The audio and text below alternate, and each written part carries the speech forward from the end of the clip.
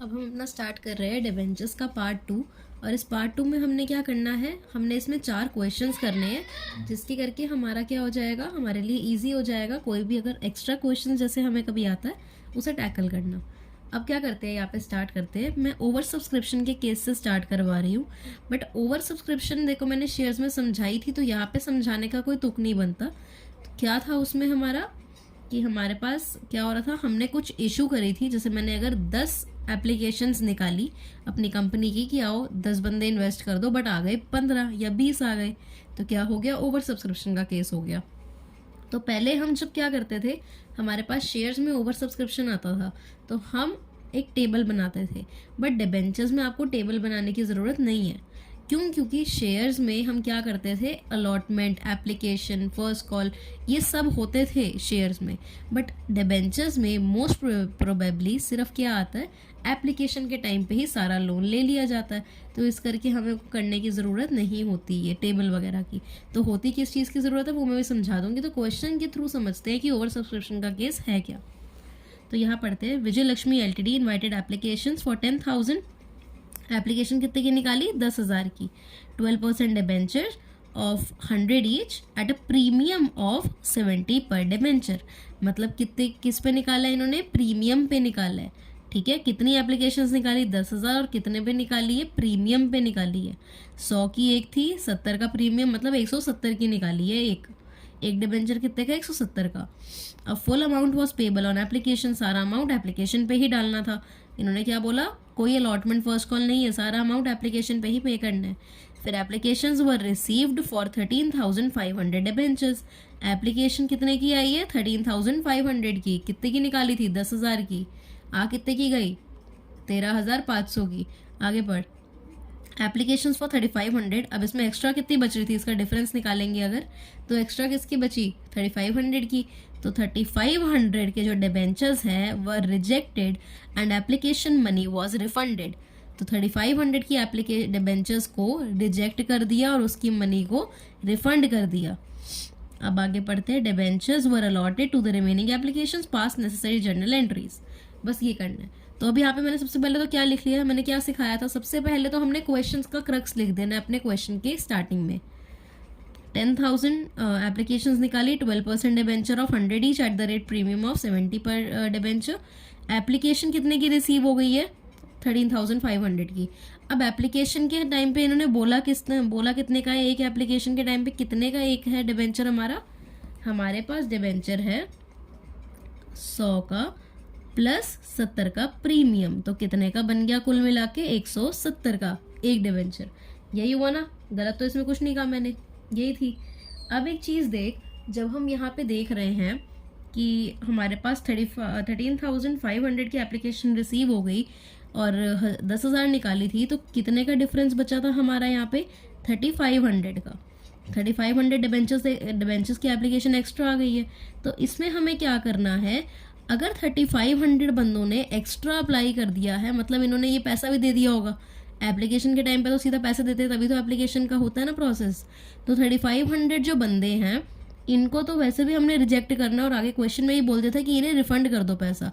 तो इन्होंने पैसा हमें दिया कितना होगा, अगर एक डिबेंचर इतने का है और इतने सब बंदों ने हमें दिया था, बट अब हम उन्हें रिजेक्ट कर रहे हैं, तो टोटल उन्होंने कितना दिया होगा हमें, टोटल इन्होंने हमें दिया होगा 5,95,000। हमें 5,95,000 तो इन्होंने हमें दे दिया पैसा, बट अब हमें इस पैसे को क्या करना है, रिफंड करना है, भेजना है। और जब भी हम रिफंड करते थे तो तेरे को याद है ना, ड्यू की एंट्री में क्या करते थे, टू बैंक लिखते थे।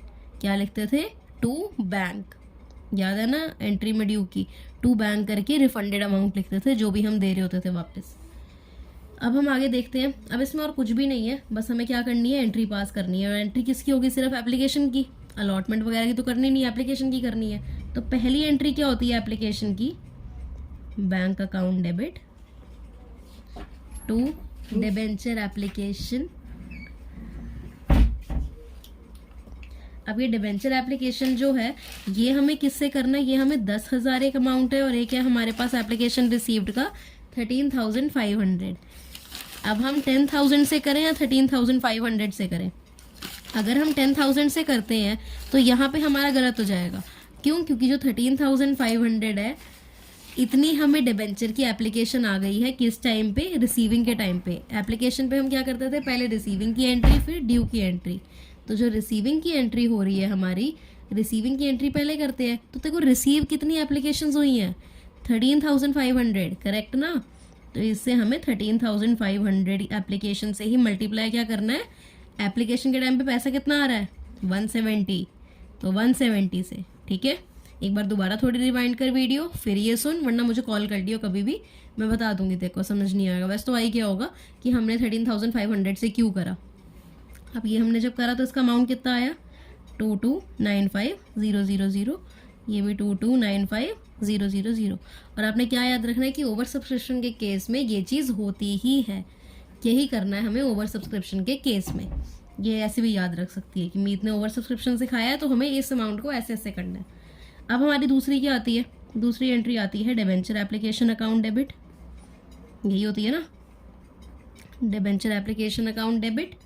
फिर 2% डिबेंचर, तो 12% डिबेंचर है, 12% डिबेंचर अकाउंट।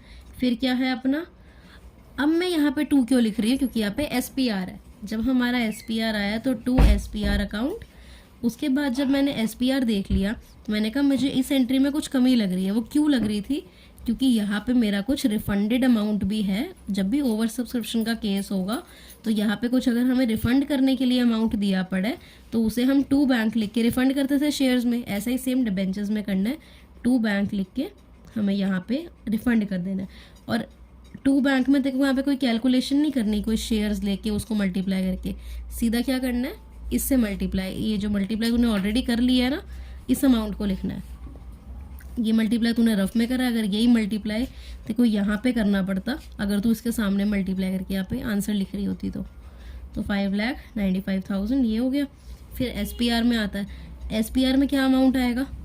इस रिसीविंग में हमें इस रिसीविंग की जो एंट्री है, जो ड्यू की एंट्री अब हो रही है, इसमें हमें क्या करना है? 10,000 से मल्टीप्लाई करना है। 10,000 मल्टीप्लाइड बाय SPR का अमाउंट कितना था? 70, तो इससे करा 7 लाख आ गया। उसके बाद परसेंटेज डिबेंचर, या परसेंटेज डिबेंचर में क्या आती है? वैसे भी हमेशा फेस वैल्यू आती है।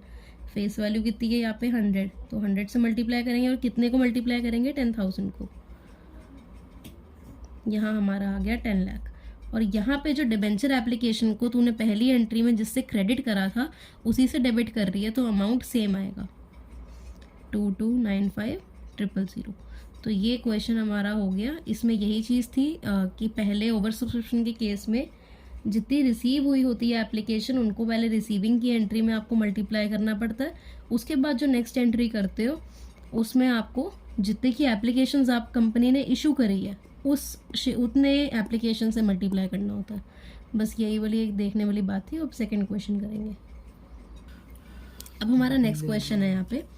इस क्वेश्चन में है काती LTD issued 8,000 9% debentures of 100 each at a discount of 10%। 8,000 applications issue करी, 9% डिबेंचर्स के लिए 100 का एक था, डिस्काउंट पे कितने? 10%। तो 100 का 10% कितना होता है? 10। तो 10 रुपये के डिस्काउंट पे इशू करी। तो एप्लीकेशन आगे पढ़ते हैं। इसमें the full amount was payable on application, applications were received for 9,000 debentures and allotment was made on pro rata basis. अब उन्होंने क्या कहा? प्रोराटा बेसिस पे हुई। प्रोराटा कब होता है? जब ओवर सब्सक्रिप्शन होता है। तो देखो वो चीज़ लिंक करनी है कि अगर ओवर सब्सक्रिप्शन हुआ है तभी प्रोराटा का बेस आ रहा है। यहाँ पे 8,000 इशू करी थी, 9,000 क्या आ गई? एप्लीकेशन। तो हमें क्या याद रखना है? देख एप्लीकेशन में कितना है, कितने की एप्लीकेशन है, कितने का एक डिबेंचर था? 100 का एक है, और 10 रुपये का क्या था? डिस्काउंट। तो -10, 90 क्या हुआ हमारा? 90 हुआ हमारा इशूइंग अमाउंट की पर डिबेंचर। एक डिबेंचर कितने का है आपका? 90 का। अब ये चीज़ जब पता लग गई उसके बाद यहाँ पे हमने देखा कि 9,000 डिबेंचर्स 9,000 एप्लीकेशंस आ गई हैं और कंपनी ने कितने की करी थी? 8,000 के लिए। तो कितने का एक्स्ट्रा? 1,000 का। अब 1,000 एक्स्ट्रा एप्लीकेशंस अगर हैं तो एप्लीकेशन के टाइम पे उन्होंने भी पैसा दे दिया होगा। उन्होंने कितना पैसा दिया होगा? 90 पर डिबेंचर के हिसाब से। तो इनटू में 90 करके कितना अमाउंट आया? 90,000। तो ये जो अमाउंट है ये हमारा कहाँ पे जाएगा, रिफंड होने में। क्वेश्चन में बोले ना बोले, बट डिबेंचर वाले क्वेश्चंस में जो भी एक्सेस अमाउंट आता है उसे हम रिफंड करते हैं, क्योंकि आगे तो कोई इंस्टॉलमेंट नहीं होती ना एप्लीकेशन के बाद, तो उसे रिफंड करते हैं। जैसे हमने इसमें करा था सेम वही चीज़ हमने यहाँ करी है। जो एक्सेस आपके डिबेंचर्स की एप्लीकेशंस आई है उसे लो, और एक डिबेंचर का कितना अमाउंट है उसको लो, उसको मल्टीप्लाई करके अमाउंट निकाल लो। वही चीज़ यहाँ पे भी करी। अब उसके बाद इन्होंने कहा है पास जर्नल एंट्रीज। तो जर्नल एंट्री में अगर ये एंट्री नहीं देखेगी तो पहली एंट्री हमारी कौन सी है, bank account debit to debenture application. क्या है, bank account debit to debenture application. पहला हमें ये हमारे पास अब 2 एप्लीकेशन के अमाउंट है, एक है 8,000 और एक है 9,000। तो 9,000 वाला लूँ या 8,000 वाला लूँ? अभी मैं लूँगी 9,000 वाला, क्योंकि मेरे को जब रिसीविंग का टाइम था तो रिसीव मुझे 9,000 से हुआ। ये एप्लीकेशन की बात हो रही है, इस करके पहले रिसीविंग की एंट्री होती है फिर ड्यू की होती है। तो पहले 9,000 जो हमारे पास डिबेंचर्स आ गई थी एप्लीकेशन, हम उसी से ही ये मल्टीप्लाई करते हैं जैसे कि हमने यहाँ पे करा था। ठीक है, वही कोरिलेट कर रही हूँ यहाँ पे। तो 9,000 मल्टीप्लाई बाय कितने का, एक डिबेंचर है 90 का। कितना अमाउंट आ गया आपके पास, 8,10,000। ये भी 8,10,000, करेक्ट, ये भी है। अब उसके बाद सेकेंड एंट्री आती है हमारी debenture application account debit to percentage debenture, यही करते थे। बट इस क्वेश्चन में मेरे को पता लगा कि डिस्काउंट है, और डिस्काउंट क्या होता है, डेबिट होता है। इस करके डिस्काउंट को डेबिट करा टू 9% डिबेंचर, और टू यहाँ पे मुझे क्या लिखना पड़ेगा, बैंक। क्यों, क्योंकि ओवर सब्सक्रिप्शन का केस था, प्रोराटा बेस पे था, तो कुछ मेरे को रिफंड भी करना है अमाउंट। तो कितना अमाउंट रिफंड करना है, 90,000। वही डायरेक्ट यहाँ पे लिख दे, कितना, 90,000। अब यहाँ पे हम क्या आते हैं, डिबेंचर एप्लीकेशन के आगे कौन सा अमाउंट आता है, ऊपर से कैरेट डाउन वाला, तो 8,10,000। और अब जो यहाँ पे डिस्काउंट ऑन इशू और 9% डिबेंचर खाली है, हमने इसको किससे लेना है, इन वाली एप्लीकेशन से। इससे हम इससे मल्टीप्लाई करेंगे। तो 8,000 इंटू में कितने का डिस्काउंट था, 10 का, कितना आया हमारा, 80,000।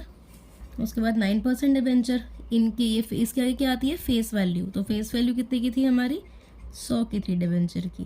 तो इंटू में कितने से शेयर्स, कितने डिबेंचर्स, 8,000। 8,000 इंटू 100 आपका कितना हो गया, 8 लाख। ठीक है, हमारे पास ये क्वेश्चन भी हो गया। ये क्वेश्चन भी हमारा सेम एज इट इज़ इसके जैसा ही था, बस मैंने रेप्लिकेट करके दिखाना था कि अगर सेम है तो यहाँ पे भी सेम यही चीज़ हो रही है, चाहे आपको ओवर सब्सक्रिप्शन कह दे, चाहे आपको प्रोराटा कह दे। ठीक है, ये वाला क्वेश्चन भी हो गया। अब हम नेक्स्ट क्वेश्चन पे चलते हैं। यहाँ हमारे पास नेक्स्ट क्वेश्चन है, Rama Ltd issue 10,000 9% debentures of 100 each at a discount of 10%। Amount payable as application money 50। मतलब यहाँ पे इन्होंने बता दिया कि एप्लीकेशन और अलॉटमेंट 2 इंस्टॉलमेंट्स में लिए हैं इन्होंने। एप्लीकेशन पे 50 रुपये तो ले लिए, अब बैलेंस लिया है अलॉटमेंट पे। तो हम एक बार क्या करते हैं, इसको सारा लिख लिया मैंने। 10,000 क्या है, एप्लीकेशंस है, 9% debentures of 100 each at a discount of 10%। अब यहाँ पे मैं अमाउंट कैलकुलेट करती हूँ, पूरा मैंने क्वेश्चन यहाँ पे लिखा पड़ा है। अगर 100 का एक शेयर है, 10% का डिस्काउंट है, मतलब 10 रुपये का, माइनस 10 कितना आ गया, 90। करेक्ट, 90 रुपये में क्या हुआ है, एक पर डिबेंचर इशू हुआ है। क्या हुआ है, 90 रुपये में पर डिबेंचर इशू हुआ है। तो हमें ये चीज़ पता लग गई। तो यहाँ पे हम क्या लिख सकते हैं, 90 100 माइनस 10। ये तो हमारी कैलकुलेशन एंड में आनी चाहिए। उससे पहले एप्लीकेशन पे हमें क्वेश्चन में बता दिया 50 रुपये लिए हैं कंपनी ने, और अलॉटमेंट पे कितने लिए, बैलेंस। अलॉटमेंट पे अब बैलेंस कितना बचा मुझे बता, 90 में से 50 गया तो 40 बचा। बट अब एक चीज़ को ध्यान क्या रखनी है कि ये जो मैंने क्या बताया था शेयर्स के टाइम पे, कि अगर SPR हो या डिस्काउंट हो, दोनों चीज़ें ही हमारी अलॉटमेंट पे एडजस्ट होती हैं अगर क्वेश्चन में कुछ गिवन ना हो। अगर क्वेश्चन में गिवन नहीं है हमें कि कौन सी इंस्टॉलमेंट पे हमें डिस्काउंट मिल रहा है या SPR हो रहा है, तो हम अलॉटमेंट पे एज्यूम करते हैं। तो मैंने क्या एज्यूम करा, ये भी 50 की होनी चाहिए थी, मतलब तभी तो टोटल फेस वैल्यू बनती है ना 100 की। ये भी 50 की होनी चाहिए थी, पर 10 रुपये का डिस्काउंट अलॉटमेंट पे मिल गया, जिस करके हमारा यहाँ पे 40 रुपये आया। आई थिंक करेक्ट है ये चीज़, अब तेरे को समझ आ गई होगी, शेयर्स करके आई है तो ये चीज़ ईजी है समझने में अब। फिर उसके बाद अब क्या देखते हैं, हमने क्या करी अपनी जर्नल एंट्रीज। तो पहली जर्नल एंट्री किसकी है हमारी, एप्लीकेशन की। एप्लीकेशन की क्या होती है, नॉर्मल होगी, क्योंकि यहाँ पे तो हमें पहले बात तो कोई भी प्रोराटा वगैरह नहीं है। दूसरी बात क्या, एप्लीकेशन के टाइम पे कोई भी एसपीआर या आपका डिबेंचर जो एसपीआर है या फिर डिस्काउंट है वो नहीं है, तो हमने इजी हो गया हमारे लिए एप्लीकेशन पे। तो यहाँ पे क्या होगी, normal entry bank account debit to debenture application account, फिर debenture application account debit to 9% debenture account. अब ये 9% इसलिए कि यहाँ पे क्वेश्चन में 9% था। तो यहाँ पे अमाउंट कैसे आएगा, कितने आपकी एप्लीकेशंस थी, 10,000 इंटू में एप्लीकेशन के टाइम पे कितना लिया है, 50। तो कितना आया आपका 50 लाख, 5 लाख, 5 लाख और 5 लाख, करेक्ट। फिर आती है दूसरी एंट्री अलॉटमेंट की। अलॉटमेंट की एंट्री वैसे हम क्या करते थे हरलीन, पहले ड्यू की होती है फिर रिसीविंग की होती है, और हमारा डिस्काउंट किस में आता है हमेशा, ड्यू की एंट्री में। तो debenture allotment account debit, debenture allotment account debit, ये ड्यू की एंट्री कर रहे हैं तो ड्यू में क्या आएगा, डिस्काउंट भी आएगा। तो डिस्काउंट अकाउंट डेबिट, डिस्काउंट को डेबिट करते हैं और एसपीआर को क्रेडिट करते हैं, तो इस करके डिस्काउंट को डेबिट कर रही हूँ मैं ड्यू की एंट्री में अलॉटमेंट की। Discount account debit 2% debenture, 9% debenture आया, 9% डिबेंचर। अब हमारे पास क्या हो गया, सिर्फ इसका अमाउंट भरने का रह गया। बट मैं दूसरी एंट्री भी साइमल्टेनियसली कर लेती हूँ। यहाँ पे दूसरी एंट्री क्या बनेगी, bank account debit to debenture allotment account, bank account debit to debenture allotment account. ये मेरी दोनों एंट्रीज हो गई। इसके आगे मेरे को क्या रह गया, अब सिर्फ अमाउंट भरना। अमाउंट भरना भी अब बहुत ईजी है कि हमारे पास कितनी एप्लीकेशंस है, 10,000, और अलॉटमेंट के टाइम पे कितनी मिल रही है हमें, 40। अलॉटमेंट के टाइम पे कितना मिल रहा है हमें, जो मिल रहा होता है हमें वो लिखना होता है। 40 मिल रहा है, कितनी हुई है, 4 लाख। डिस्काउंट, अब डिस्काउंट कैसे निकालूंगी, 10,000 मेरी क्या है, डिबेंचर्स है। डिस्काउंट कितने का मिल रहा है, 10 का, मल्टीप्लाई बाय 10 तो 1 लाख आया। अब 9% डिबेंचर है। अब डिबेंचर, इस 9% डिबेंचर के आगे हमेशा क्या आती है, फेस वैल्यू। तो फेस वैल्यू कितनी थी, 50 थी। 50 मल्टीप्लाई बाय कितने, 10,000 जो भी आपके डिबेंचर्स थे, क्या आया, 5 लाख। फिर bank account debit to debenture application, debenture allotment account, ये एंट्री है। तो इस एंट्री में क्या अमाउंट आएगा हमारा, जो हमारा रियल कंसिडर्ड अमाउंट है, जो हमें रिसीव हुआ है। हमने तो डिस्काउंट दे दिया 1 लाख का, हमें रियल अमाउंट रिसीव कितना हुआ था, अलॉटमेंट देख डेबिट कितने से करी हुई है, जितने से अलॉटमेंट डेबिट करी हुई है उतने से ही अलॉटमेंट क्रेडिट भी होगी, तो 4 लाख। ठीक है जी, ये 4 लाख से, यही हमारा ये थर्ड क्वेश्चन था। ये सब क्वेश्चन ना रिपीट है, बस ये समझ आ जाए कि ये डिस्काउंट कब आ रहा है और एसपीआर कब आ रहा है। जब ये आ जाए फिर ये क्वेश्चन सारे सिमिलर ही हैं। अब हमारा एक लास्ट क्वेश्चन रहता है, वो करके ये वीडियो ख़त्म।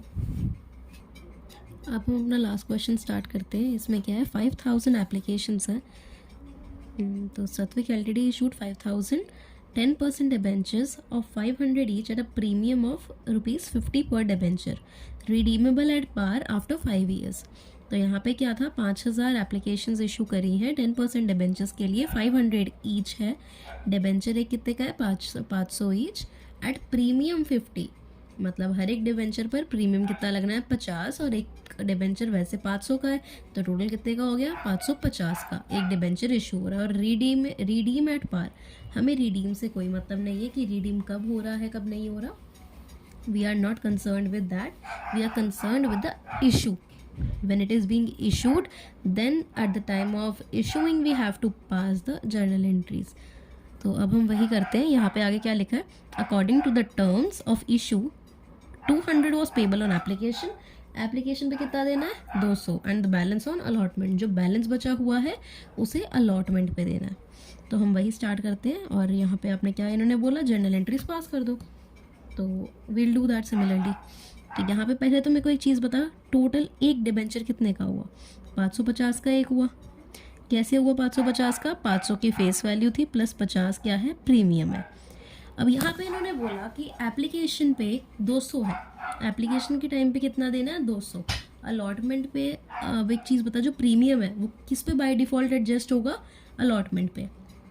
तो अगर 550 बनाना है, 200 ऑलरेडी है तो हटा दे इसको, कितना बैलेंस बचा, 350। 350 कैसे आ गया, 300 आना चाहिए था, 300 नहीं आया, 350 आया क्योंकि 50 प्रीमियम प्लस हुआ है, करेक्ट।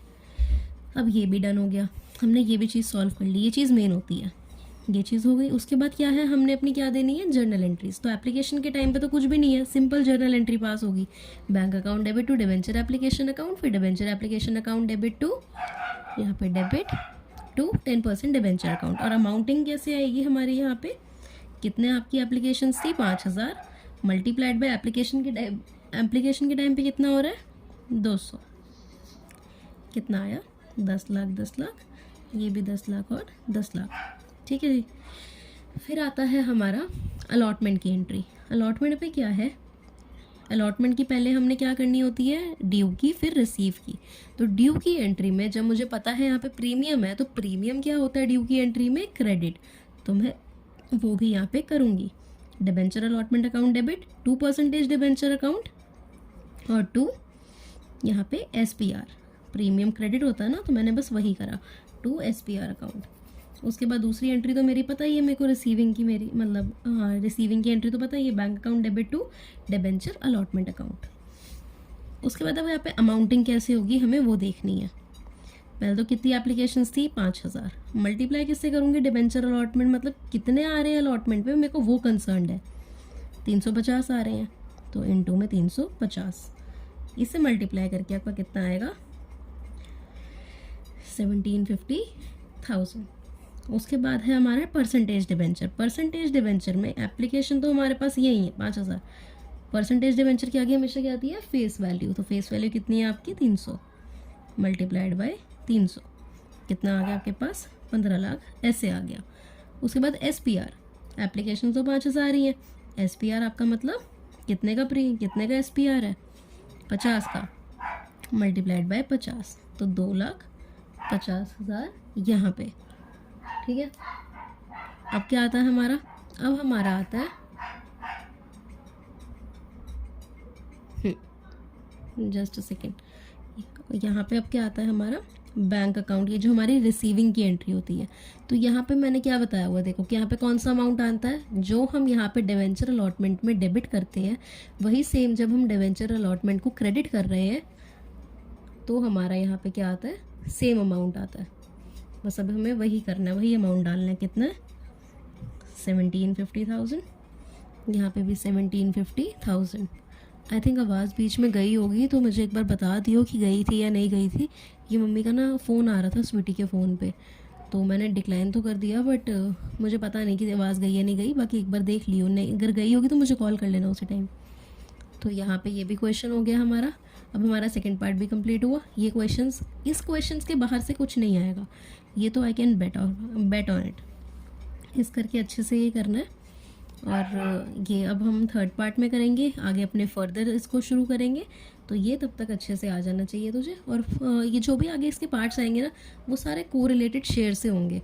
तो मैं तेको यही एक सजेशन दूंगी कि तू क्या कर, पहले ये जो आपकी ये है ना, जो जर्नल एंट्रीज मैं कर रही हूँ, सारी जर्नल एंट्रीज खुद लिख के प्रैक्टिस कर।